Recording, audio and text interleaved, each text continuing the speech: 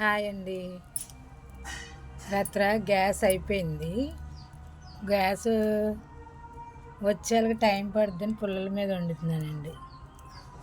నేను ఏ టైంలో అయినా పుల్లల మీద వండగలను. మీరు వండుతారా? వండలేరు. దేవుడు ఆ శక్తినిచ్చాడు నాకు. ఎందుకంటే అన్ని పనులు చేసి ఉండాలి. సుఖపడి ఉండకూడదండి. ఏ రోజు ఎలాంటిదో అన్నీ చేసి ఉండాలి. పుల్లల పొయ్యి మీద అసలు ఆరోగ్యం, కానీ ఇప్పుడు ఫ్యాషన్స్ గ్యాసులు వచ్చినాయి. అన్ని పనులు చేసి ఉండాలండి. సిగ్గుపడకూడదు దేనికి.